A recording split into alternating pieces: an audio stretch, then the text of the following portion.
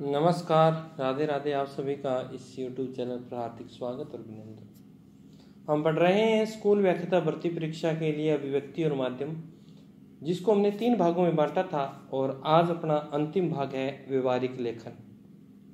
व्यवहारिक लेखन की बात करें कि जब आप स्कूल के अंदर चले जाते हैं और उसके बाद में आपको स्कूल के जो कार्य होते हैं उसके अंतर्गत कुछ पत्रों को लिखना पड़ता है, वही पत्र इसके अंतर्गत आएंगे, यानी हम उसे कह सकते हैं कार्यालयी लेखन। तो व्यवहारिक लेखन या आलेख, इसका प्रारूप किस प्रकार होता है? पहले प्रारूप से प्रश्न आते थे, परंतु अब जो प्रश्न आएंगे, उन जो प्रश्न आए हुए हैं उन प्रश्नों का एक वीडियो इसके बाद में बना दिया जाएगा, जितने भी प्रश्न पत्र आए हुए हैं, जो प्रश्न हैं। तो चलिए ज़्यादा समय खराब न करते हुए, आपके समय को महत्व देते हुए हम इस पाठ को पढ़ लेते हैं। व्यवहारिक लेखन अर्थात आलेखन बोलते हैं, प्रारूपण बोलते हैं। पाठ्यक्रम में निर्धारित प्रारूप यानी आपके जो पाठ्यक्रम में लगते हैं वो कार्यालयी लेखन लगते हैं। तो ये बात आप ध्यान रखें। कौन कौन से हैं? ये 6 प्रकार के हैं। एक तो है अर्थशास्त्रीय पत्र, दूसरा है विज्ञप्ति, तीसरा है परिपत्र, निविदा, ज्ञापन और अधिसूचना। यहाँ से प्रश्न आपका, इसका जो फैक्ट होते हैं, सिर्फ थ्योरी बेस्ड प्रश्न ही आते हैं, कोई अप्लाइड प्रश्न यहाँ से नहीं आता है। चलिए इन प्रश्नों को देख लेते हैं, ये किस प्रकार के होते हैं और क्या क्या इनके अंदर विशेषता होती है। चलिए, कार्यालयी पत्राचार का एक निश्चित प्रारूप होता है। कोई भी कार्यालय पत्र है उसका एक प्रारूप पहले से निर्धारित होता है कि किस तरफ में कार्यालय का नाम आएगा, कहाँ क्रमांक आएगा, कहाँ डेट आएगी, कहाँ पर जिसको भेजा जाना है उसका नाम आएगा, कौन भेज रहा है उसका नाम आएगा, किस प्रकार का संदर्भ बांध दिया जाएगा। तो ये सब चीज़ें पहले से क्या है, निर्धारित हैं। ठीक है, और वो किस प्रकार निर्धारित है, उन चीज़ों को ये हमें याद करना है। ठीक है, सबसे पहले अपन देख लेते हैं कि अतः इसे लिखने के लिए हमें निम्नलिखित तथ्यों की ओर ध्यान देना जरूरी है। तो सबसे पहले अपन देखें प्रेषक कार्यालय का नाम और पता। प्रेषक कौन होता है? पहले तो ये बात आपको ध्यान रखनी है, प्रेषक और प्रेषिती दोनों शब्द कंफ्यूज कर देते हैं। प्रेषक जो होता है इसको आप ऐसे याद कर सकते हैं, जो पत्र भेजता है। अंग्रेजी में बात करें तो सेंडर, इसे क्या बोल सकते हैं, सेंडर। अर्थात पत्र जो भेज रहा है वो क्या कहलाएगा, प्रेषक कहलाएगा। ठीक है, दूसरा है उसका कार्यालय का नाम आएगा सबसे ऊपर। जैसे हम बात करें राजस्थान लोक सेवा आयोग, ठीक है, अजमेर, तो सबसे पहले उसका नाम आ जाएगा। फिर पत्र का क्रमांक, यानी एक रजिस्टर लगा होता है जिसके अंदर जितने पत्र भेजे जाते हैं उनका ब्यौरा लिखा होता है कि हमने ये पत्र इस तारीख को इस क्रमांक से यहाँ भेजा था, इस तारीख, वो क्रमांक लिखना है। तो ये किस तरफ लिखा जाएगा, कहाँ लिखा जाएगा, इसका एक प्रारूप अपन बनाएंगे। पहले आप ये ध्यान रखेंगे। तो ध्यान रखना है पत्र का क्रमांक जो होता है, जैसे इसी प्रकार का पत्र है तो आपको ध्यान रखना है यहाँ बीच में, यहाँ तो नाम आएगा ऐसे, ठीक है, यहाँ मैं शॉर्ट में लिख रहा हूँ RPSC जैसे, ठीक है, और ये तो प्रेषक का नाम हो गया, RPSC अजमेर आ गया। अब पत्र का क्रमांक, पत्र का क्रमांक हमेशा ही बाईं तरफ आता है, इस तरफ आएगा। यहाँ पे क्या आएगा, पत्र का क्रमांक आएगा। तो 1 मिनट इसको मिटो देते हैं। अगर पत्र का क्रमांक आएगा इस तरफ ही आएगा, थोड़ा सा यहाँ देखते हैं, पत्र का क्रमांक जिस तरफ ये लिखा है यानी इसे बाईं ओर ही आएगा। और यहाँ दिनांक कहाँ आएगी, तो दिनांक देखना यहाँ आएगी, यानी जस्ट उसी लाइन में दाईं तरफ आएगी। तो ये बात आपको ध्यान रखें, दै से दाईं, दै से दिनांक, ऐसे याद रख लो इसको। तो बीच में जो स्पेस होता है उसके अंदर वह किस प्रकार की सूचना है उसको लिखा, जैसे निविदा है तो निविदा लिख देंगे, है ना, अधिसूचना है तो अधिसूचना लिखी जाएगी। तो ये बात आप ध्यान रखेंगे। तो ये बात यही प्रश्नों के अंदर पूछा जाता है। फिर है प्रेषित करने वाले, अर्थात प्रेषित का अर्थ होता है जो प्रेषक यानी सेंडर जो भेज रहा है उस अधिकारी का पद नाम आएगा। जैसे वो यहाँ लिख देगा, इस क्रमांक के जस्ट नीचे लिख देगा कि कौन भेज रहा है, तो वो लिख देगा कि जैसे यहाँ अगर हम नाम दें किसी का, जैसे यहाँ पे मैंने नाम दे दिया प्रेषक, लिख के नीचे लिख दूंगा मैं, इस तरह लिखूंगा प्रेषक। ठीक है, कोई भी नाम दे दें, जैसे ABC किसी का नाम है वो यहाँ लिखा जाएगा। ठीक है, फिर वो किस पोस्ट पर है उसका नाम, जैसे यहाँ प्रधानाध्यापक पोस्ट पर है, कहाँ से लिखा जा रहा है, राजस्थान यानी राजकीय उच्च माध्यमिक विद्यालय जयपुर से लिखा जाए, तो वो उस तरफ ही लिखा जाएगा, बाईं तरफ लिखा जाएगा। ये बात आपको ध्यान रखनी है। ठीक है, चलिए इस चीज़ को हमने क्लियर कर लिया है कि प्रेषित करने वाले का नाम भी इस तरफ। फिर है पत्र प्राप्तांक, प्राप्तकर्ता यानी प्रेषिती, ये याद रखना है ये कंफ्यूज करता है। प्रेषित होता है रिसीवर, यानी उसको जो रिसीव करेगा वो कौन होगा, तो ये आप लिख सकते हैं रिसीवर होता है। कौन होगा, रिसीवर होगा, यानी उसको प्राप्त करने वाला। वो जस्ट इस प्रेषित के नीचे ही लिखा जाएगा, जिस तरफ अपने लिखा है ना। कई बार क्या होता है, अपनी सुविधा के लिए, जगह बचाने के लिए हम क्या करते हैं, इसको क्या करते हैं, प्रेषित के जस्ट आगे लिख देते हैं, यानी यहाँ दाईं तरफ लिख देते हैं, परंतु वो गलत है। प्रारूप में ऐसा नहीं है, प्रारूप में ये बाईं तरफ ही लिखा जाएगा, पहले लिखने वाला और किसको लिखा जा रहा है वो जस्ट उसके नीचे लिखा जाएगा। जैसे अगर हम लिखें तो यहाँ लिखेंगे प्रेषित, ठीक है, नीचे लिखेंगे उसके जस्ट किसको लिखा जा रहा है, जिला शिक्षा अधिकारी, है ना, जयपुर को लिखा जा रहा है, तो वो उसके जस्ट नीचे आएगा। तो ये बात ध्यान रखनी है कि दोनों, तीसरा और चौथा जो है वो दोनों ही बाईं तरफ लिखे जाएंगे, ये बात आपको ध्यान रखनी है। और ये दोनों जो होते हैं इसको हम क्या बोलते हैं, आपको याद होगा, इसको हम क्या बोलेंगे, पत्र शीर्ष बोलेंगे, क्योंकि यहाँ से अपन ने क्या किया है, यानी हेडर बोलते हैं इसको, लेटर हेडर जो होता है वो दोनों हैं। प्रेषक का कार्य ऊपरी ऊपर लिखा होता है, क्रमांक और दिनांक ऊपर होते हैं, तो ये लेटर का क्या होता है, हेड होता है, जिन्हें शीर्ष पत्र भी बोला जाता है या पत्र का शीर्ष बोला जाता है। ये दोनों बाईं तरफ होते हैं। पत्र का संक्षिप्त विषय, यानी हम लिखते हैं ना विषय, ऐसे लिखा जाता है विषय, यानी जैसे निःशुल्क पाठ्य पुस्तकें मंगवाने हेतु यहाँ लिखते हैं, तो उसे क्या बोलते हैं, पत्र का संक्षिप्त परिचय बोला जाता है। फिर संबोधन कैसे किया जा रहा है, संबोधन के अंदर हम महोदय या महोदय का प्रयोग करेंगे, मान्यवर या मान्यवर, है ना, इन शब्दों का प्रयोग किया जाता है। तो लगभग महोदय शब्द का ही प्रयोग किया जाता है, अगर आगे स्त्रीलिंग है तो महोदय लगा देते हैं। फिर आता है पूर्व पत्राचार का संदर्भ यदि हो तो हम लिख देंगे, उसके बाद में लिखेंगे मान्यवर, यानी संदर्भ है कि पूर्व में जो पत्र क्रमांक आप लिख देंगे कि ये फलाना पत्र क्रमांक था, जैसे 147 हमारा पत्र क्रमांक था तो 147/2024-25, इस तरह से आप लिख सकते हैं। विषय वस्तु का अनुच्छेद, अगर यानी विषय वस्तु बड़ी है तो उसे टुकड़ों में बांट सकते हैं, 1 नंबर पॉइंट, 2 नंबर पॉइंट, इसे अनुच्छेद बोला जाता है। जो पॉइंट बोलते हैं इसको अनुच्छेद बोला जाता है। फिर निष्कर्ष, निष्कर्ष करके कि सारी समस्या आपने बता दी, उसका निष्कर्ष आप लिखेंगे कि हमें ये नहीं मिला है, ये इसकी वजह से बच्चों की पढ़ाइयाँ बाधित हो रही हैं, तो ये निष्कर्ष निकल गया। फिर आप उनसे क्या अपेक्षा रखते हैं, तो हम कहते हैं ना कि हमें आशा ही नहीं, आपसे हमें पूर्ण उम्मीद है कि आप हमारी समस्या का समाधान जल्द से जल्द करेंगे, तो वो क्या होती है, ये ध्यान रखें, अपेक्षा। फिर स्व निर्देश, यानी किस तरफ, दाईं तरफ, यहाँ लिखते हैं भविष्य, कहाँ किस तरफ लिखा जाएगा, यहाँ लिखा जाएगा भविष्य, लिखा जाता है ना इस तरह, भविष्य लिखा जाता है। फिर यहाँ पर क्या है, भविष्य के जस्ट नीचे ये स्व निर्देश होता है। फिर वो क्या करता है, इस भविष्य के ऊपर अपने साइन कर देता है, फिर वो अपना नाम लिख देता है, इसके नीचे क्या पद नाम है वो लिख देता है और कार्य की मोहर लगा देता है। तो ये कार्य इस प्रकार से होता है।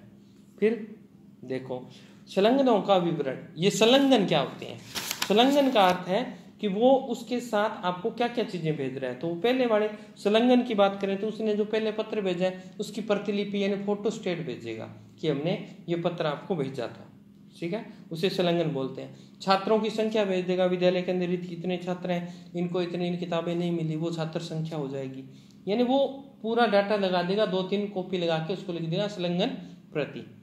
फिर क्या करता है वो, उसके जस्ट नीचे ये देखो प्रतिलिपियां जिन्हें प्रेषित की गई उनका विवरण, यानी ये जो भेजा जा रहा है, जो आपने अभी पत्र बनाया है, ये किस किस को भेजा जा रहा है। जैसे आप जयपुर को भेज रहे हैं तो आप सबसे पहले आप विद्यालय में भेज रहे हैं, से पहले आपका, जैसे मान लीजिए आपका माध्यमिक विद्यालय है तो आपका एक उच्च माध्यमिक विद्यालय होगा और उसका जो हेड होगा वो पीईओ होगा, पीईओ होगा, पहले आप उसको भेजेंगे, फिर बीओ को भेजेंगे, बीईओ यानी ब्लॉक स्तर पे भेजेंगे, फिर डीओ को भेजेंगे, है ना। तो इस तरह से, और फिर उसके बाद की अगर बात करें तो निःशुल्क पाठ्य पुस्तक सामग्री वितरक जो हमारा स्कूल के अंदर अध्यापक होता है उसको भी भेजा जाएगा। तो इस तरह करके वो नीचे लिखा जाता है। तो ये पृष्ठांकन बोला जाता है, इसको क्या बोला जाता है, अगर आप लिखना चाहें तो आप लिख सकते हैं पृष्ठांकन, ये पृष्ठांकन किस किस को किया गया है। तो ये बात भी आप ध्यान रखेंगे। तो ये किस तरफ होता है, ये दोनों चीजें जो होती हैं ये बाईं तरफ होती हैं। किस तरफ होगी, बाईं तरफ। और ये भविष्य हमेशा किस ओर होगा, दाईं ओर होगा। तो ये बात आप ध्यान रखेंगे। आपको प्रार्थना पत्र आपने लिखा था, जहाँ लिखते थे आपका आज्ञाकारी शिष्य, वहां तो लिखा जाएगा भविष्य, और जिस तरफ से धन्यवाद दिनांक वगैरह लिखते थे उस तरफ संलग्न प्रति, और आपका ये क्या था, पृष्ठांकन, ये लिखा जाएगा। तो यहाँ तक मुझे लगता है कि आपको किसी प्रकार की कोई दिक्कत नहीं होगी। अब सबसे पहले अपन पढ़ लेते हैं अर्थशास्त्रीय पत्र। ये एक ऐसा पत्र है जिसको आपको याद रखना है। क्यों याद रखना है? क्योंकि ये याद रखने के लिए कि ये सिर्फ उत्तम पुरुष शैली में लिखा जाता है, मैं का प्रयोग किया जाता है, हम का प्रयोग किया जाता है, और बाकी जितने सारे हैं ना वो अन्य पुरुष शैली में लिखे जाएंगे। तो ये आपको ध्यान रखना है। इंपॉर्टेंट इसलिए हो गया, अन्य दूसरों से भिन्न ऐसे हो गया। अब देखिए नाम क्या है इसका, अर्थशास्त्रीय पत्र। इसे बोलते हैं डमी ऑफिशियल लेटर, इसे डीओ भी बोलते हैं। शॉर्ट में इसको क्या बोल देंगे, डीओ। इसका डी और इसका ओ, तो डीओ लेटर भी हो जाता है। तो देखें वे पत्र जो एक सरकारी अधिकारी द्वारा दूसरे सरकारी अधिकारी को व्यक्तिगत स्तर पर सरकारी कामकाज को त्वरित गति यानी तीव्र गति से प्रदान करने के हेतु लिखा जाता है, उसे अर्थशास्त्रीय पत्र कहते हैं। तो ठीक है, ये बात ध्यान रखेंगे आप। जरूरी नहीं है, आपका व्यक्तिगत भी इसके साथ संबंध हो सकता है। आप पर्सनली उसे जानते हो, आपके स्कूल के अंदर वो कार्य नहीं हो रहा तो आप पर्सनली उसे कह सकते हैं। ठीक है, आजकल तो फोन के माध्यम से कहा जाता है, परंतु औपचारिकता जो होती है वो पत्र के माध्यम से ही पूरी की जाती है। तो ध्यान रखना, औपचारिकता के अंदर आप निज शब्दों का प्रयोग कर सकते हैं कि मित्रता की हैसियत से जिन शब्दों का प्रयोग करते हैं वो इसके अंतर्गत होता है। तो कोई भी सरकारी अधिकारी दूसरे सरकारी अधिकारी को व्यक्तिगत पर्सनली, ठीक है, सरकारी कामकाज की गति को बढ़ाने के लिए पत्र लिखता है। तो ये बात आप ध्यान रखेंगे। इन पत्रों के द्वारा अधिकारीगण पारस्परिक संबंधों के आधार पर आवश्यक सूचनाएं एक दूसरे के साथ सूचनाओं को साझा करते हैं। ठीक है, सम्मतियां क्या होती हैं? सम्मतियां होती है सलाह, यानी एडवाइस जो लेते हैं ना उन्हें बोलते हैं सलाह। एक दूसरे को देकर समस्या का शीघ्र निष्पादन कर देते हैं और अनावश्यक विलंब से बच जाते हैं। यानी मेरे को किसी चीज का ज्ञान नहीं है, मैं पूरे मान लो जिले से पूछने के बजाय मैं मेरे पास किस विद्यालय में पूछ लूँ, मेरे से सीनियर है उनसे पूछ लूँ कि ये मैं कार्य कर रहा हूँ, ये किस प्रकार किया जाए, तो मैं वहां से जानकारी प्राप्त करूँगा। उससे पहले तो मुझे जानकारी मेरे निजी व्यक्तिगत विचार जो है वो दूसरे के विचारों से भी जान सकता हूँ। तो उसके लिए आपका क्या होना चाहिए, पारस्परिक संबंध होना अनिवार्य है। तो ये बात आप ध्यान रखेंगे। इससे क्या समय की बचत होती है और आपका कार्य जल्द सुलभ हो जाता है।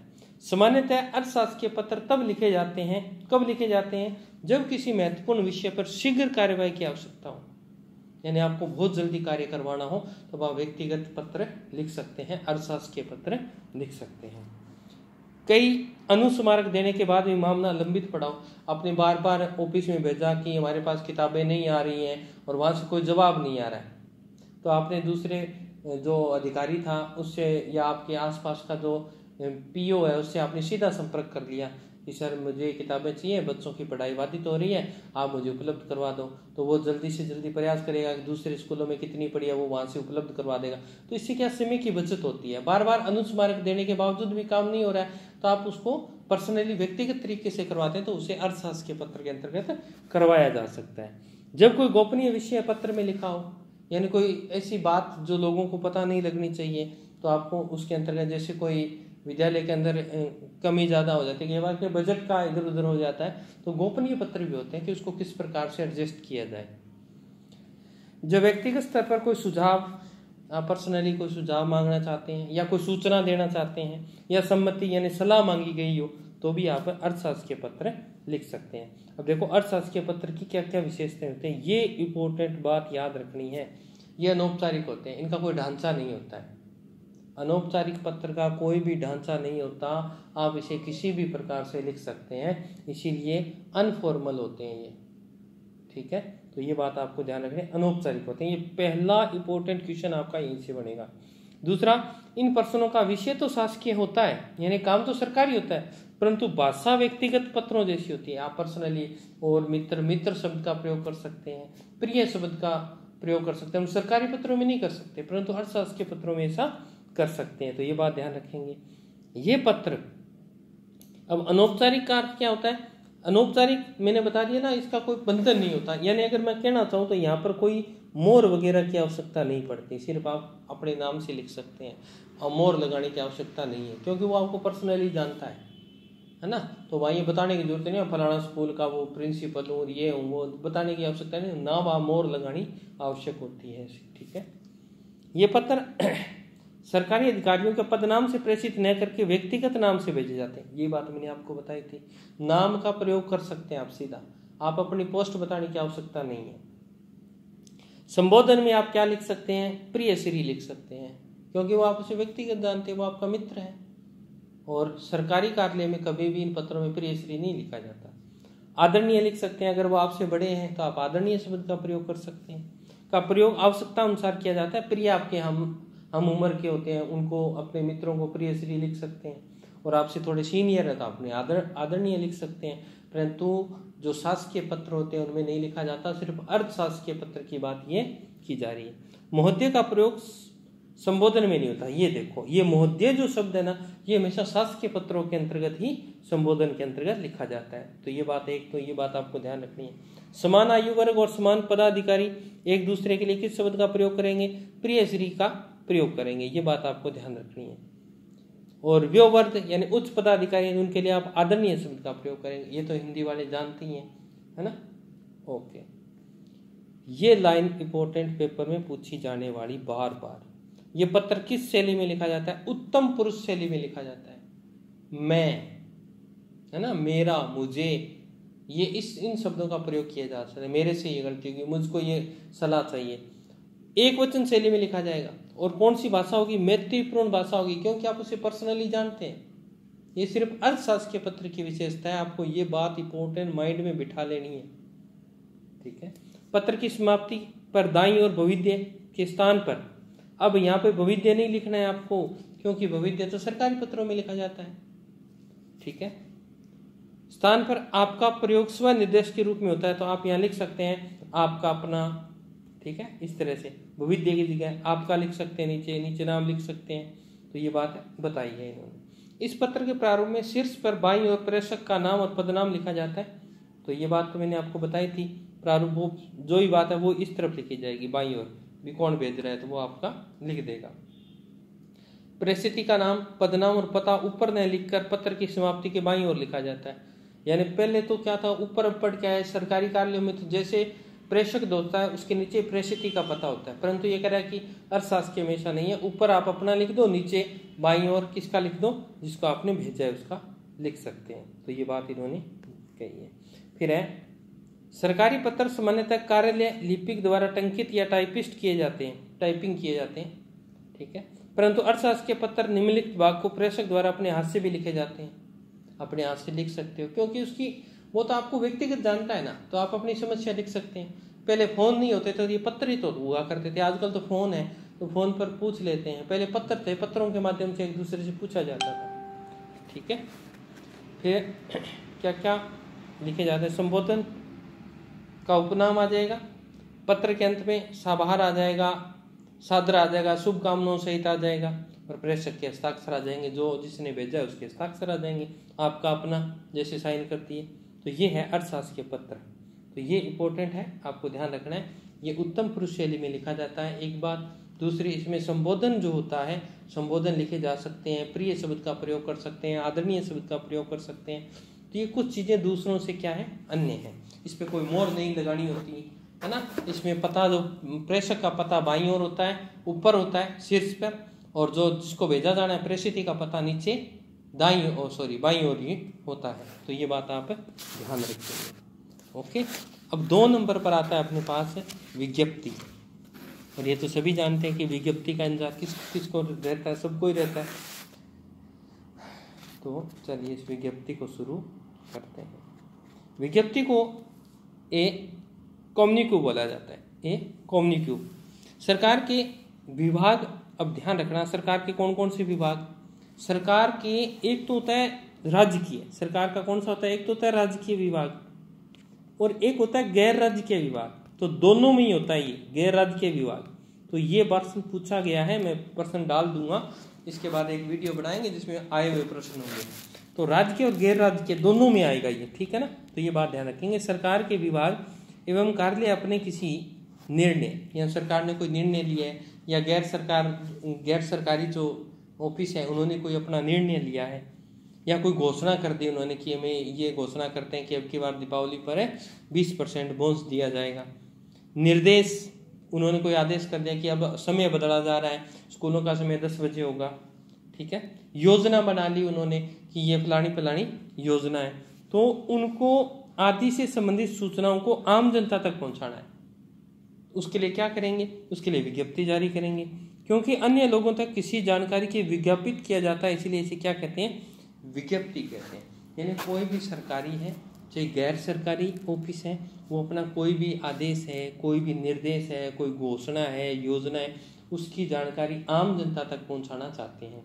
तो आम जनता तक पहुंचाने के लिए वो क्या करते हैं? विज्ञप्ति जारी करते हैं। बस इतना याद रखना है। तो प्रश्न यहीं से बना है, ये विज्ञप्ति जारी की जाती है, तो ध्यान रखना सरकारी और गैर सरकारी दोनों विभागों के अंदर जारी की जाती है। ऐसी सूचना जिसको छुपाने या प्रकाशित कराने का वैधानिक दायित्व हो। अब ध्यान रखना, वैधानिक का मतलब संविधान में इसका जिक्र हो, विधि कानून के हिसाब से एक जिक्र हो, उसे गजट में छपवाना होता है। गजट क्या होता है? गजट को राजपत्र बोलते हैं, यानी राज्य सरकार का पत्र होता है। उसमें अगर कोई सूचना छप गई तो उसे अधिसूचना बोलते हैं। ये बात इंपॉर्टेंट है। ये देखो, ये कि ऐसी सूचना, ऐसी कोई विज्ञप्ति, ठीक है, ऐसा कोई निर्देश जिसको छपवाने या प्रकाशित करवाने का वैधानिक दायित्व हो, उसे गजट में छपवाना हो तो उसे अधिसूचना कहते हैं। परंतु गजट के अलावा यानी अन्य अखबार है, राजस्थान पत्रिका है, भास्कर है, दैनिक ट्रिब्यून है, पंजाब केसरी है ना, द हिंदुस्तान है, सीमा संदेश है, कुछ भी, और प्रेस के लिए जो सामग्री होती है उसे क्या बोलते हैं? विज्ञप्ति बोलते हैं। अगर राज्य सरकार का जो गजट है, राजपत्र है, उसमें कोई चीज छापी जा रही है तो वो ध्यान रखना अधिसूचना कहलाएगी। अगर दूसरे अखबारों के अंदर कोई ऐसी विज्ञप्ति आ रही है तो वो क्या कहलाएगी? सामान्य विज्ञप्ति कहलाएगी। दोनों में इतना फर्क है, ये बात अच्छी तरह से गांठ बांध लेना, यहाँ से प्रश्न पक्का पूछा जाएगा। ओके, वो पहली बात तो सीधा प्रश्न आया है पीछे कि गजट में प्रकाशित होता है, तो ध्यान रखना अधिसूचना ही प्रकाशित होती है गजट में। अब देखो क्या होती है विज्ञप्ति। यह पत्र कार्य के मुख्य अधिकारी द्वारा, ये जो भी कार्यालय होता है उसके मुख्य अधिकारी जो होता है, जैसे अध्यक्ष है या सचिव है, उसके द्वारा ही इसको क्या किया जाता है? जारी किया जाता है। पहली बात तो ये हो गई। दूसरी, यह पत्र अन्य पुरुषवाचक शैली में लिखा जाता है। बाकी सारे अन्य पुरुषवाचक में मैंने आपको पहले ही बता दिया, सिर्फ अर्थशास्त्र के पत्र एक उत्तम पुरुष शैली में लिखा जाता है। विज्ञप्ति प्रकाशन के लिए समाचार पत्र कार्यालयों को संबंधित विभाग कार्यालय द्वारा शुल्क भी चुकाना होता है। आप कोई विज्ञप्ति जारी करवा रहे हैं तो विज्ञप्ति के लिए आपको किसी समाचार पत्र में आप दे रहे हैं तो वो कार्यालय क्या करता है? पैसे लेता है। तो राजस्थान पत्रिका में हो, किसी भी अखबार में आ रही है विज्ञप्ति, तो उसके लिए पैसे देने पड़ते हैं। ठीक है, तो ये बात आपको ध्यान रखनी है, वो निःशुल्क नहीं होती। विज्ञप्ति को तैयार करके इसके कवरिंग लेटर, यानी ऊपर जो लिफाफा होता है ना, उसको कवरिंग लेटर बोलते हैं, आवरण पत्र के साथ संलग्न करके मीडिया कार्यालय में भेजा जाता है, जिससे विज्ञप्ति के प्रकाशन की दिनांक, कब प्रकाशित करनी है वो दिनांक लिखी होती है उसमें। अखबार की पृष्ठ संख्या, कौन से अखबार की पृष्ठ संख्या पर आएगा, किस कॉलम में आएगा। मैंने आप पीछे बताया था अखबार के कितने भाग होते हैं? 8 कॉलम होते हैं एक पृष्ठ पर। कौन से कॉलम में छापनी है, वो किस पृष्ठ पर छापनी है, ये पहले से निर्धारित होता है। वो कौन निर्धारित करता है? जिस कार्यालय की वो विज्ञप्ति है वो निर्धारित करता है कि हमारे फलाना दिन के अखबार में इस कॉलम में इस पृष्ठ पर ये हमारी विज्ञप्ति आनी चाहिए। तो ये पहले से क्या होता है? सब फिक्स होता है। ठीक है, उसका आकार तक निश्चित होता है। जब कोई, नेक्स्ट देखो, जब कोई सरकारी सूचना शुल्क लिए बिना ही अन्य खबरों की तरह, जब कोई सरकारी सूचना, देखो, जब कोई सरकारी सूचना शुल्क लिए बिना ही अन्य खबरों की तरह अखबार में प्रकाशित कर दी जाती है, उसे प्रेस विज्ञप्ति बोलते हैं। यानी अगर मान लो कोई कार्यालय अपनी विज्ञप्ति निकलवा रहा है तो उसमें कोई कांट छांट नहीं कर सकता, जैसी वो देगा वैसी की वैसी छापनी अनिवार्य है। किसको? अखबार को। परंतु अगर अखबार अपने स्वार्थ के लिए, जैसे सोशल मीडिया के अंदर नौकरी की वैकेंसी आ गई तो वो अखबार ज्यादा बिके उस दिन, उसके लिए वो क्या करता है? निःशुल्क रूप से भी छाप देता है। तो वो उसके अंदर क्या करता है? उसमें कटिंग फटिंग कर सकता है ना। अगर विज्ञप्ति बड़ी है तो वो उसको छोटे रूप में छाप सकता है और वो निःशुल्क छापी जाती है, उसे हम क्या बोलेंगे? प्रेस विज्ञप्ति बोला जाता है। इंपॉर्टेंट बात, पैसे लेके छापेंगे विज्ञप्ति, बिना पैसे को छापे जाएगी वो प्रेस विज्ञप्ति कहलाती है।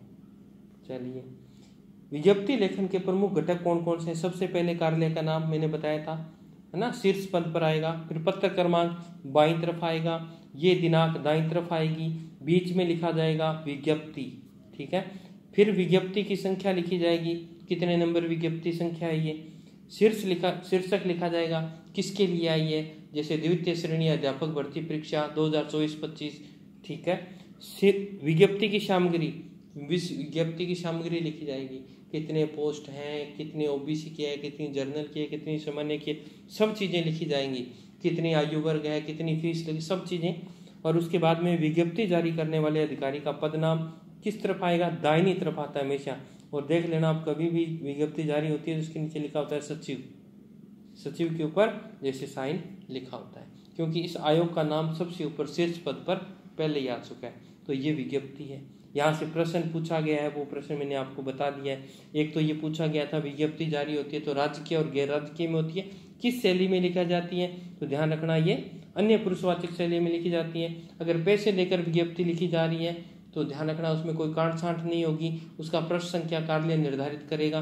अगर पैसे बिना पैसों के लिखी जा रही है उसे प्रेस विज्ञप्ति बोलते हैं। बस ये बात याद रखनी है, और ज़्यादा तो याद ही नहीं रखना। फिर नेक्स्ट है अपने पास परिपत्र, इसे सर्कुलर भी बोला जाता है।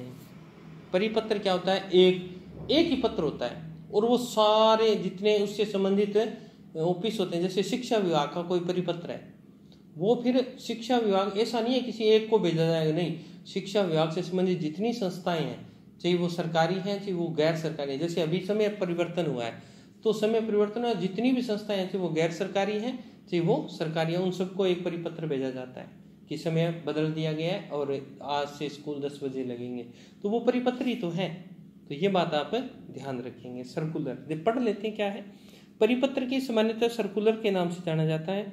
वस्तुतः ये एक ऐसा पत्र है जिसके द्वारा एक ही सूचना, आदेश या अनुदेश से सभी संबंध कर्मचारी या कार्यालयों को एक साथ अवगत करवाया जाता है। जैसे शिक्षा विभाग का कोई भी ऐसा सिस्टम, जैसे मैं लगभग तो अभी बताया मैंने आपको, टाइम चेंज वाला है, तो ये जो होता है तो ये फिर एक बार भेजा जाता है। अब देखें, अब ये कार्यक्रम अभी आचार अपने उपचुनाव हो रहे हैं तो भी एक परिपत्र आया है कि आप इस उपचुनाव जो हो रहे हैं इसके अंतर्गत आप साइकिलों का वितरण नहीं करेंगे, लैपटॉप वितरण नहीं करेंगे, क्योंकि लोगों को ये लगेगा कि ये तो जो राज्य के अंदर सरकार है वो अपना प्रचार कर रही है, वोट बढ़ाने का प्रयास है। तो इस तरह के परिपत्र आते हैं, फिर उस पर क्या कर दिया जाता है, सभी जो संबंधित कार्यालय होते हैं वो क्या करते हैं, उसको रोक लगा देते हैं। तो वो परिपत्र सबको अलग अलग भेजने की बजाय एक ही परिपत्र भेज दिया जाता है।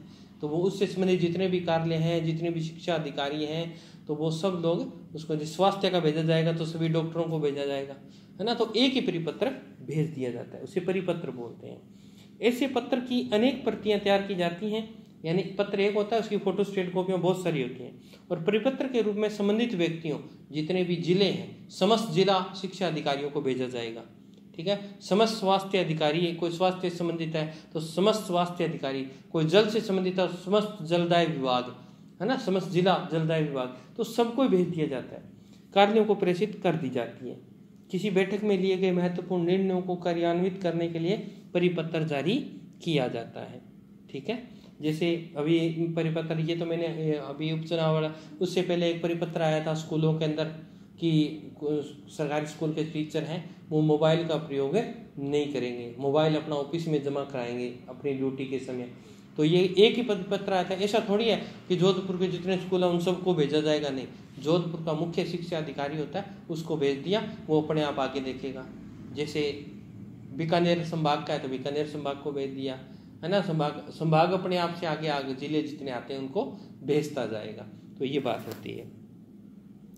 किसी मुद्दे पर होने वाला फैसला भी परिपत्र के रूप में जारी किया जाता है, जिसमें निर्णय को क्रियान्वित करने के निर्देश भी होते हैं। मैंने मोबाइल वैन वाला बता दिया आपको, आचार संहिता में लैपटॉप साइकिल वितरण बता दिया, ठीक है।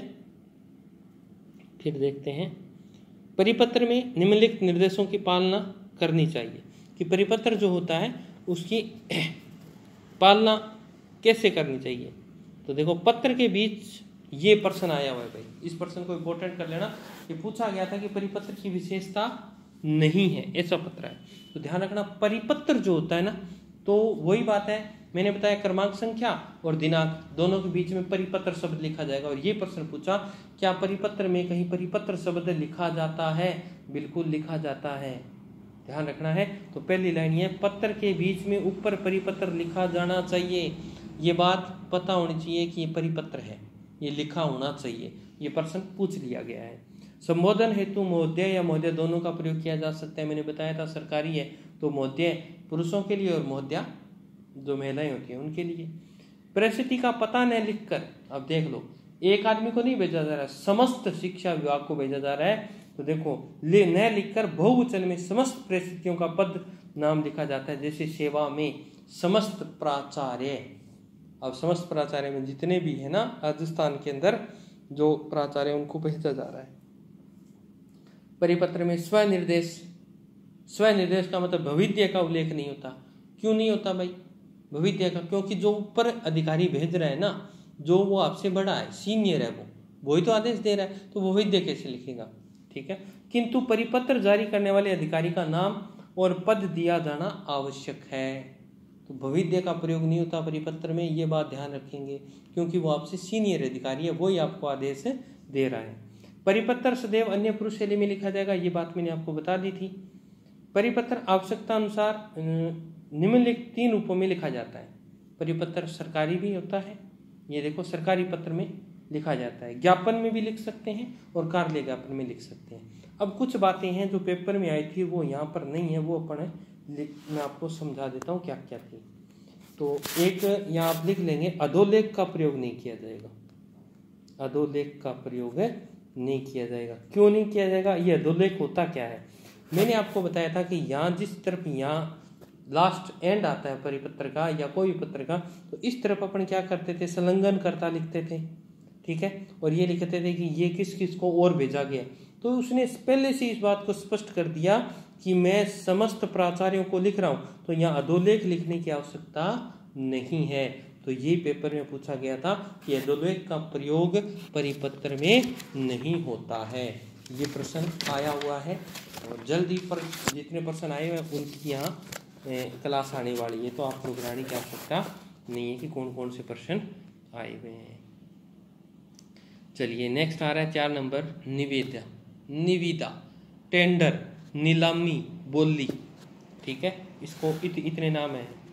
टेंडर बोला जाता है, इसको बोली भी बोलते हैं, नीलामी भी बोलते हैं। निविदा क्या होती है? तो ये ध्यान रखना, निविदा जो होती है वो सरकारी और गैर सरकारी जो भी संस्था है वो लगवाती है। ये कोई भी काम का निर्माण करवाना है तो कम पैसों में करता है, उसको दे दी जाती है। कोई सामान, जैसे पुलिस की निविदा निकाली जाती है, लगभग निकाली जाती है, जो पुराने व्हीकल्स होते हैं ना जिन्हें पुलिस जब्त कर लेती है, कोई छुटा के नहीं ले जाता, उसकी बोली लगती है, तो वो भी टेंडर के माध्यम से ही आती है। तो देख लेते हैं क्या लिखा है। सरकारी और गैर सरकारी प्रतिष्ठानों द्वारा अपने किसी निर्माण कार्य को संपन्न करने, जैसे कोई भवन बनाना है, जिससे कोई भवन बनवाना है, ठीक है, सामान की आपूर्ति करवानी है, ठीक है, अपने सामान को नीलामी करनी है, ये रागो नीलामी करने आदि के लिए उक्त कार्य करवाने वाले व्यक्तियों या ठेकेदारों के सूचना समाचार पत्र आदि में प्रस्तावों को जो आमंत्रण प्रकाशित करवाया जाएगा उसे क्या बोलते हैं? निविदा सूचना बोलते हैं। निविदा यानी टेंडर बोलते हैं। जैसे मान लीजिए अपना एक विद्यालय है और उसे वहाँ पर एक भवन बनवाना है और हमारे पास बजट सारा कितना है? 5 लाख का बजट है हमारे पास। अब हम ये चाहते हैं कि इस 5 लाख बजट में से कुछ पैसे बचा लिए जाएं, तो फिर क्या करते हैं, हम एक निविदा निकालते हैं कि हमें इतने बाई इतने का हॉल बनवाना है और ये चीज़ें लगानी है, तो हम उसकी निविदा निकाल दे देंगे कि कौन कितने में। अब वहाँ पर अनेक ठेकेदार आएंगे, काम करने वाले लोग आएंगे, तो वो क्या करेंगे, कोई कहेगा जी मैं इसको 4,38,000 में कर दूंगा, कोई कहेगा 4,25,000 में कर दूंगा, कोई 4,500,000 में कहेगा।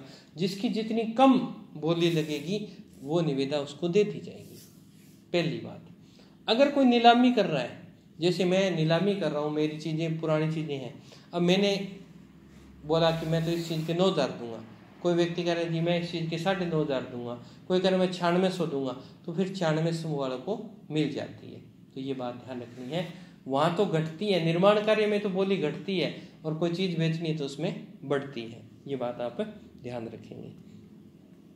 निविदा आमंत्रण का उद्देश्य क्या होता है? कार्य कम से कम व्यय में पूरा करवाया जाए, कम से कम खर्चा लगना चाहिए। मैंने बताया था 5 लाख वाले काम को आप 4.5 में करवा रहे हो, 4.38 में करवा रहे हो। कार्य करवाने में पक्षपात नहीं होना चाहिए कि आपने निविदा निकाली और जबरदस्त करके पैसे की घपलाबाजी करके नहीं। इसीलिए निविदा निकाली जाती है कि वहाँ बहुत सारे लोग होते हैं जो इच्छुक होता है काम करने का, ठेकेदार होते हैं, कोई भी काम करने का इच्छुक होता है उसको ये ठेका दे दिया जाता है। कार्य को पूरा करने के इच्छुक और समर्थ व्यक्तियों को कार्य करने का क्या मिलता है? अवसर मिलता है। सीधी सी बात है, बहुत सारे लोग होंगे कि इस कार्य को मैं इतने रुपए में कर सकता हूँ, तो उनको ये दे दिया जाता है। निविदा के भेद क्या है? देखो, निविदा मुख्यतः 2 प्रकार की होती है। एक तो होती है बंद निविदा, ठीक है, जिसे हम सीमित निविदा बोलते हैं। ये देखो, ये रही, ये सिर्फ 1 लाख रुपए तक होती है। 1 लाख तक की निविदा होती है। इसकी ज़्यादा सूचना भी प्रसारित करने की आवश्यकता नहीं होती। वहाँ का लोकल सामान्य व्यक्ति 2-3 व्यक्ति अनिवार्य है इसमें, 3 व्यक्ति होंगे, वो बोली लगा देंगे। और इसका ज़्यादा समय भी नहीं होता, समय 7 दिन ही होता है। तो 1 लाख तक की जो बोली होती है इसमें ज़्यादा कोई बोली वो ये निविदा निकालने की आवश्यकता नहीं होती। ये बात आप ध्यान रखेंगे। परंतु दूसरी जो है ये बड़ी इंपॉर्टेंट है, खुली निविदा। इसको भैया प्रकाशित भी करवाना पड़ता है और एक प्रॉपर तरीके से। तो देखो, 1 लाख से 10 लाख के बीच की अगर कोई राशि का काम करवाना है आपने, तो उसके लिए 15 दिन का समय दिया जाएगा। निविदा निकलेगी, उसके 15 दिन तक आप वहाँ पर अपनी फॉर्म सबमिट करवा सकते हैं। उसकी सूचना कहाँ होगी? उस ऑफिस के नोटिस बोर्ड पर चिपकानी होगी। वहाँ का क्षेत्रीय कोई समाचार होगा, जैसे सीमा संदेश है, जो भी वहाँ चल रहा है उसके अंतर्गत उसकी सूचना दी जानी चाहिए। फिर अगर 10 लाख से 1 करोड़ तक का कोई कार्य आपने संपन्न करवाना है, उसके लिए आपको 21 दिन का समय दिया जाएगा। 21 दिन के अंदर आप वहाँ अपने फॉर्म जमा करवा सकते हैं, बोली में भाग ले सकते हैं। इसके लिए आपको नोटिस बोर्ड पर चस्पा करनी है। एक क्षेत्रीय समाचार पत्र में प्रकाशित करवाएंगे। एक प्रतिदिन एक राज्य के स्तरीय, जैसे राशन पत्रिका सारे राजस्थान में जाती है ना, तो उसके अंदर लगभग 50,000 प्रति बेचने वाला कोई भी अखबार हो सकता है, उसके अंदर आप अपनी निविदा को प्रकाशित कराइए, जिससे कि इच्छुक ठेकेदार आपसे संपर्क कर सकें। फिर आती है 1 करोड़ से अधिक, और इसका समय जो होता है वो 30 दिन होता है। और जो काम ये जो हुआ था ना, सेम ये आपके नोटिस बोर्ड पर होना चाहिए, क्षेत्रीय समाचार में होना चाहिए, और एक ऐसा अखबार जिसकी 50,000 प्रतिदिन बिकती हो, उसके अंदर ये प्रकाशित होने चाहिए। तो ये थोड़ा सा आप ध्यान रखेंगे। ये आती है अल्पकालिक निविदा। यहाँ देखने में लग रहा हो कम समय नहीं है, ये कह रहा है कि आपको काम करवाने की थोड़ी जल्दी है, ठीक है, आपने अपने कार्यालय का काम थोड़ा जल्दी करवाना है। तो इस स्थिति में क्या होती है, जो समय सीमा होती है ना निविदा की, जैसे 7 दिन वाली है, 1 लाख वाली 7 दिन होता है, उसको 3 दिनों में निविदा का समय हो जाएगा। जैसे 15 दिन वाली है तो 7 दिन में कर सकते हैं, 21 वाली है 10 में कर सकते हैं, 30 दिनों वाली है जो करोड़ से ऊपर की है तो फिर उसे आप 15 दिन में भी कर सकते हैं। तो उसका समय आधा कर दिया जाता है। इसीलिए इस निविदा को क्या बोलते हैं? अल्पकालिक निविदा कहा जाता है। जब किसी कार्यालय की कोई कार्य अतिशीघ्र करवाना हो तो उस स्थिति में खुली निविदा की समय सीमा को आधा कर दिया जाता है, तब वह निविदा अल्पकालीन निविदा कहलाती है। निविदा सूचना का प्रारूप तैयार करते समय निम्नलिखित बिंदुओं का ध्यान रखना चाहिए। सेम वही कार्यालय पत्र वाली बात है। कार्यालय का नाम आएगा, यहाँ पे कहाँ पे काम होना है, जैसे राजकीय उच्च माध्यमिक विद्यालय में काम होना है, कौन सा है, जैसे हनुमानगढ़ है, बीकानेर है, वो उसका वहाँ लिखा जाएगा। बाईं ओर पत्रांक होगा, मैंने बताया था, इस ओर पत्रांक और इस ओर दिनांक। फिर निविदा सूचना संख्या कितनी है वो लिखी जाएगी। निविदा प्रस्तुत करने की अंतिम दिनांक, यानी आप अपना टेंडर कब प्रस्तुत कर, उसी अंतिम दिनांक भी वहाँ होनी चाहिए। समय होना चाहिए कि 11:59 तक, रात्रि इस समय तक। निविदा खोली कब जाएगी वो समय होता है, ये लगभग शाम को खोली जाती है निविदा। जैसे रिजल्ट आते हैं ना, उसी तरह निविदा भी शाम को खोली जाती है। और निविदा प्रपत्र का मूल्य कि उसका प्रपत्र कितने रुपए का, अभी मैं आपको दिखाने का प्रयास करता परंतु इसके अंदर है नहीं। और उसके बाद में देखिए निविदा प्रपत्र का मूल्य, कार्य करने का, ये देखो, कार्य करने का ऐसा विवरण कि कार्य की प्रकृति स्पष्ट हो, कि कौन सा काम आपने करवाना है, ये चीज भी आप इसके अंदर देख सकेंगे। फिर है ध्रुव राशि और उसे जमा कराने का तरीका क्या होता है। ध्रुव राशि भी इसके अंतर्गत आती है कि आप, ध्रुव राशि का मतलब होती है कि जितना मान लो 10 लाख का काम है तो उसका 10%, यानी 1 लाख रुपया आपका क्या हो जाता है, जमा हो जाता है। वो किस लिए? सिक्योरिटी के रूप में, कि आप कहीं बीच में भाग ना जाओ इस चक्कर में, ठीक है, इस चक्कर में वो पैसे आपके जमा हो जाते हैं। और अभी मैं आपको निविदा अगर मेरे पास हुई तो मैं आपको दिखाने का प्रयास करता हूँ। ये देखिए, फिर है अनुमानित लागत और कार्य पूर्ण करने की समय सीमा उसके अंदर लिखनी चाहिए कि हम इतने समय के अंदर ये निविदा पूरी कर देंगे, ये जो आपका टेंडर है वो पूरा कर दिया जाएगा। फिर निविदा के संबंध में अन्य शर्तें होती हैं कि कई बार क्या होता है सरकारी काम कार्यों के अंदर दिक्कतें आ जाती हैं, तो फिर उसका समय भी बढ़ाया जा सकता है, एक्सटेंशन कर दिया जाता है उसको। निविदा जारी करने वाले अधिकारी का नाम, पदनाम और हस्ताक्षर उसके अंतर्गत होते हैं। तो शायद मैं आपको निविदा दिखाने का प्रयास करता हूँ। ये टेंडर आपको दिखाते हैं, ये रहा।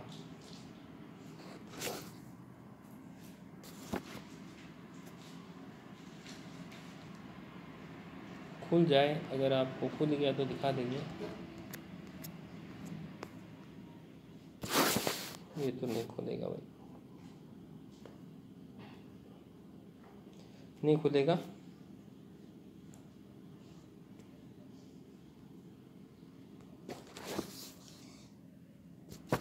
चलिए कोई बात नहीं।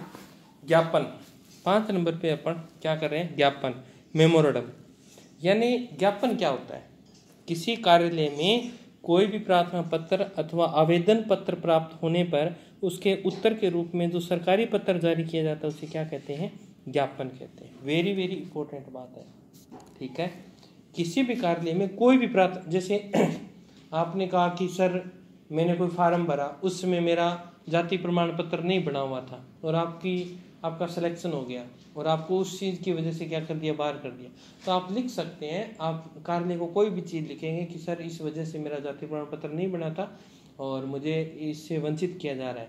तो फिर वो क्या करेगा, कार्यालय आपको वापस से क्या भेजेगा, एक पत्र भेजेगा, वही क्या कहलाएगा, ज्ञापन कहलाएगा।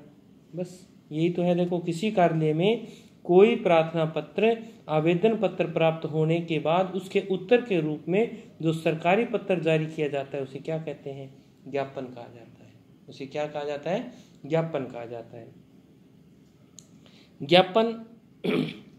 ज्ञापन में प्रार्थना पत्र आवेदन पत्र प्राप्त होने की सूचना और उस पर की गई कार्यवाही और निर्णय की सूचना को लेकर है। फिर आपको कार्यालय बताता है कि आप क्या कर सकते हैं, क्या आपको लिया जाएगा या आपको समय दिया जाएगा, वो सब चीज़ें कार्यालय की इच्छा पर निर्भर करता है, वो आपको बताता है। बस यही तो ज्ञापन कहलाता है।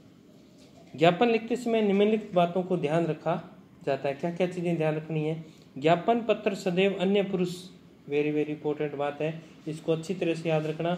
यहाँ पर जो प्रश्न आया वो ये आया, यहाँ कृतवाच्य लिखा गया था।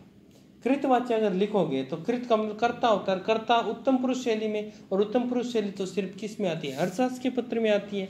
बस ये प्रश्न पूछा गया है, ध्यान रखना, ये हमेशा किस में लिखी जाएगी, कर्मवाच्य के अंतर्गत लिखी जाएगी।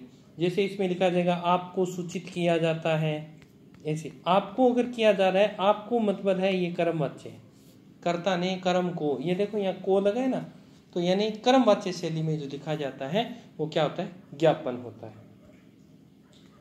जैसे किया जाता है, किया गया था या किया जाएगा, ये देखो वर्णनात्मक न होकर विषय अनुरूप संक्षिप्त होते हैं। ज्ञापन बिल्कुल संक्षिप्त रूप होता है, ज्यादा बात को बढ़ाना चढ़ाना नहीं होता, इसका उत्तर सीधा छोटा सा संक्षिप्त रूप में दिया जाता है। ज्ञापन में न तो कोई संबोधन होता है और न ही कोई स्वयं निर्देश होता है, ठीक है, ये बात भी आप ध्यान लिखेंगे। नीचे केवल प्रेषक के हस्ताक्षर होंगे और पदनाम का उल्लेख होगा। जैसे प्रेषक है, मान लीजिए सीमा गुप्ता, ऐसे लिख देंगे और नीचे लिख देंगे सचिव, बस ये बात आप ध्यान रखेंगे। जिसके नाम का ज्ञापन होता है उसका नाम और पद नीचे पृष्ठ के बाएं कोने में लिखे जाते हैं। बायां कोना मतलब किस तरफ है, किस तरफ, इस तरफ, ठीक है। फिर उसके बाद में देखें, ज्ञापन में यदि एक से अधिक अनुच्छेद हों तो प्रथम अनुच्छेद के बाद अनुच्छेदों पर क्रमांक अंकित कर दिए जाते हैं। यानी ज्ञापन थोड़ा बड़ा है तो क्या करेंगे, एक नंबर में ऐसे लिख दिया, फिर 2 नंबर पॉइंट लगा के लिखे जाएंगे। बस ये बात है, इन्होंने बताने का प्रयास किया है। ज्ञापन 2 प्रकार का होता है, एक कार्यालय ज्ञापन होता है और एक सीधा ज्ञापन होता है। ज्ञापन एक ही मंत्रालय या विभाग में काम में लिया जाता है और कार्यालय ज्ञापन विभिन्न मंत्रालय विभागों के बीच भेजा जाता है। दोनों के प्रारूप में कोई अंतर नहीं है। ज्ञापन सिर्फ एक के लिए भेजा जाएगा, एक कार्यालय में ज्ञापन भेजा जाता है और कार्यालय जो ज्ञापन होते हैं वो उससे शिक्षा से संबंधित जितने भी कार्य उनको भेज दिया जाता है, वो क्या होता है, कार्यालय ज्ञापन। अब यहाँ से जो प्रश्न आया वो क्या आया वो देख लेते हैं। इसकी परिभाषा पूछी गई है, मैं कहाँ लिखने का प्रयास करूँ, यहाँ लिख देता हूँ, यहाँ लिखते हैं। जो आया वो ये आया था कि सरकारी, आप लिख लीजिएगा, आपके पास कॉपी पेन होगा, सरकारी समाचार में अपने समकक्ष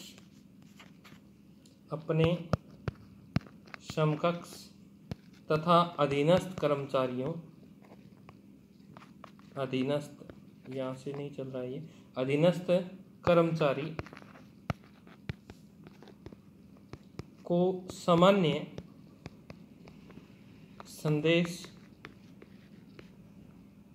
प्रेषण के लिए लिखा गया पत्र क्या कहलाएगा, ज्ञापन कहलाएगा। बस ये पूछा था कि अगर किसी अधिकारी को सूचना देनी है वो क्या कहलाता है, निविदा कहलाती है, अधिसूचना कहलाती है, परिपत्र कहलाता है या ज्ञापन कहलाता है, तो ध्यान रखना वो ज्ञापन कहलाता है। तो दोबारा मिला लीजिए, सरकारी पत्राचार में अपने समकक्ष, यानी आपके समकक्ष है कोई अधिकारी या आपके नीचे कोई काम करता है, अधीनस्थ कर्मचारी को कोई सामान्य संदेश आपने भेजना है, उसके लिए जो पत्र लिखा जाएगा वो क्या लिखा जाएगा, ज्ञापन लिखा जाएगा। ये बात अच्छी तरह से ध्यान कर दीजिएगा। ऑप्शन में परिपत्र भी होगा, आप उलझ मत जाना, ये पूर्व में आया हुआ प्रश्न है। चलिए, और लास्ट हम पढ़ने जा रहे हैं अधिसूचना यानी नोटिफिकेशन। वेरी वेरी इंपॉर्टेंट है, क्योंकि ये राज्य सरकार का अखबार होता है, गजट यानी राजपत्र, उसमें प्रकाशित होता है। तो इम्पोर्टेंट अपने आप ही हो गया, सबसे अलग हो गया। तो देखें, सरकार द्वारा बनाए गए कोई भी नियमों, उपनियमों, आदेशों, अधिनियमों, अध्यादेशों को लागू होने तथा उनमें संशोधन आदि करने के लिए जिस पत्र प्रारूप में सूचना प्रकाशित की जाती है उसे अधिसूचना पत्र कहा जाता है। सरकार ने कोई नियम ले लिया है ना, तो अभी मैंने बताया था नियम अभी सरकार ने लिया था, कौन सा, जैसे राजपत्रित अधिकारी के लगभग सामान्य तो नियम होते हैं। पहले लाल बत्ती का नियम था कि हर एक आदमी लाल बत्ती लगा लिया करता था गाड़ी पर, परंतु सरकार ने एक संशोधन किया और कहा कि जो फर्स्ट ग्रेड अधिकारी होंगे उनके ऊपर ही लाल बत्ती लगेगी, तो ये नियम आ गया, यदि सूचना में प्रकाशित हो गया। तो यानी ऐसा कोई भी नियम, कोई भी आदेश, कोई भी अध्यादेश जारी जब किया जाता है या उसमें कोई संशोधन किया जाता है तो उसे पत्र प्रारूप में सूचना को प्रकाशित करना होता है, वही क्या कहलाता है, अधिसूचना पत्र कहलाता है। सामान्यतः अधिसूचना का उपयोग राजपत्रित अधिकारियों, यानी अगर बात करें तो फर्स्ट ग्रेड, मेन याद रख लीजिएगा, फर्स्ट ग्रेड की नियुक्ति आपकी गजट में प्रकाशित होती है, प्रतिनियुक्ति आपको प्रमोशन, स्थानांतरण, ट्रांसफर, पदोन्नति की जाएगी, पदा अवनति का भी आएगा। अगर आपको फर्स्ट ग्रेड से हटा के सेकंड ग्रेड कर दिया तो उसकी सूचना भी किस में आएगी, गजट में आएगी, अधिसूचना कहलाएगी वो, इत्यादि से संबंधित सूचना देने के लिए किया जाता है। तो इम्पोर्टेंट बात होगी, आपका प्रमोशन हो चाहे आपका डिमोशन हो या नीचे की तरफ आए, तो उन सब की सूचना कहाँ आती है, अधिसूचना के अंदर प्रकाशित होती है। अधिसूचना पत्र से संबंधित कुछ महत्वपूर्ण बातें हैं, ये इंपॉर्टेंट है, ये पेपर में आई हुई है। तो यह पत्र कहाँ प्रकाशित, ये पूछा गया कि अधिसूचना कहाँ प्रकाशित होती है, तो ध्यान रखना गजट में होती है, और गजट यानी राजपत्र होता है, सरकार का पत्र होता है, उसमें प्रकाशित होती है। पहला प्रश्न ये आया हुआ है, आप ध्यान रखेंगे। फिर आया हुआ है तो मैं यहाँ पर लिखने का प्रयास कर देता हूँ, दूसरी लाइन आप लिख लीजिएगा कि अधिसूचना में क्रमांक लगाना आवश्यक नहीं है। अधिसूचना में क्रमांक, ये पेपर में पूछा गया है, क्रमांक आवश्यक नहीं है, आप लिख लीजिएगा, यहाँ नहीं चल रहा है पेन, आवश्यक नहीं होता। तो यानी अधिसूचना में क्रमांक लगाना आवश्यक नहीं होता, क्योंकि वो पहले से क्या है, खुद एक अध्यादेश है, खुद एक आदेश है, तो उसका क्रमांक लगाने की आवश्यकता नहीं होती। परंतु इसका पृष्ठांकन भी किया जा सकता है, जो नीचे नीचे होता है वो तो हो सकता है, परंतु क्रमांक अधिसूचना में कभी भी नहीं होगा, ये बात आप ध्यान रखेंगे। दूसरी बात, ये जो होता है ना अधिसूचना, आप ये सोचो कि जितने भी सरकारी कर्मचारी हैं उनकी नियुक्ति आती होगी, नहीं, सिर्फ फर्स्ट ग्रेड के जो अधिकारी हैं उनकी नियुक्ति के लिए ही ये अधिसूचना जारी की जाती है। तो यहाँ आप लिख लीजिएगा, सभी सरकारी कर्मचारियों की नियुक्ति की सूचना के लिए उपयोग में नहीं लिया जाता। ध्यान रखिएगा, क्या? अधिसूचना। एक बात याद रखेंगे। फिर है अधिसूचना में यह उल्लेख रहना आवश्यक है कि गजट के किस भाग में और किस खंड में प्रकाशित होनी है। ये पहले से निर्धारित होता है कि जैसे शिक्षक की जो भी भर्ती आएगी वो तीसरे कॉलम में आती है, स्वास्थ्य शिक्षा विभाग की स्वास्थ्य की जो आती है वो आपकी छठे कॉलम में आती है। तो जो राजपत्र होता है उसके अंदर पहले से निर्धारित होता है कि इस कॉलम में शिक्षा से संबंधित आएगी, इसमें स्वास्थ्य से, इससे जल से, इसमें आरएस वगैरह होती है उनकी आती है, इसमें राजस्व संबंधित रिपोर्ट आएगी। सब चीजें पहले से क्या होती है, निर्धारित होती है। उसी कॉलम में आपसे संबंधित जो सूचना होती है उसको डाला जाता है। फिर है अधिसूचना पर संयुक्त सचिव या उससे बड़े सक्षम अधिकारी के हस्ताक्षर होंगे। जो ज्वाइंट डायरेक्टर होता है ना, संयुक्त, उसके ही हस्ताक्षर होंगे। ये बात आपको ध्यान रखनी है। छोटा मोटा अधिकारी अधिसूचना पर हस्ताक्षर नहीं कर सकता। ठीक है। इसमें संबोधन और स्वनिर्देश नहीं होता, क्योंकि वो तो उच्च अधिकारी हैं, तो किसको संबोधन करेंगे? महोदय माध्या का प्रयोग नहीं होता, ना भविद्या का प्रयोग किया जाता है। अधिसूचना जिस कार्यालय से प्रकाशित कराने के लिए भेजी जाती है उस कार्यालय का नाम पता भी आवश्यक होता है। किस किस संदर्भ में आ रही है? शिक्षा के संदर्भ में आ रही है, स्वास्थ्य के संदर्भ में आ रही है, राजस्व विभाग के संदर्भ में आ रही है, किस संदर्भ में आ रही है उसका नाम लिखना अनिवार्य है। फिर अधिसूचना में प्रेषित अधिकारी का नाम, कौन जारी, जिसको रिसीवर हो रही है, उपनाम सबसे नीचे बाईं ओर लिखा जाता है। वही बात इस तरफ लिखा जाता है, मैंने बताया था बाईं ओर, यहाँ लिखा जाएगा। प्रतिलिपियां जिन्हें प्रेषित की गई उनके नाम पते बाईं ओर नीचे यहाँ लिखे जाएंगे। अधिसूचना अन्य पुरुष शैली में लिखी जाएगी जो किसी भी अधिकारी को संबोधित करके नहीं लिखी जाती। ये बात इंपॉर्टेंट होगी, किसी अधिकारी को संबोधित करके नहीं लिखी जाएगी, ये बात याद रख लीजिएगा। अधिसूचना अन्य पुरुष शैली में लिखी जाएगी, किसी भी अधिकारी को संबोधित करके नहीं लिखी जाएगी। फिर अगर बात करें, कोई भी सरकारी नियम है, अधिनियम है, उसको प्रकाशित करने के लिए अधिसूचना का प्रयोग हो सकता है क्या? नहीं हो सकता। लिख लीजिएगा इसको, मैं बोल देता हूं, यह जगह नहीं है मेरे पास। सरकारी नियमों, अधिनियमों को प्रकाशित करने के लिए अधिसूचना का प्रयोग नहीं हो सकता। तो ये आप लिख सकते हैं। अब इस टॉपिक से जन संचार और व्यक्ति माध्यम का जो टॉपिक था, इससे जितने भी प्रश्न पूर्व के पेपरों में आए हुए हैं, मैं प्रयास करूंगा कि जल्दी वो आपके सामने पीडीएफ के रूप में उपलब्ध हो और उनको हम पढ़ लेंगे। तो ये था आपका जन संचार और व्यक्ति माध्यम। आप सभी को शुभकामनाएं। आप जल्दी, आपका जो मिशन है ग्रीन पेन वो आपका पूरा हो। मिलेंगे नई वीडियो में, तब तक स्वस्थ रहें, मस्त रहें। जय राजस्थान, जय भारत।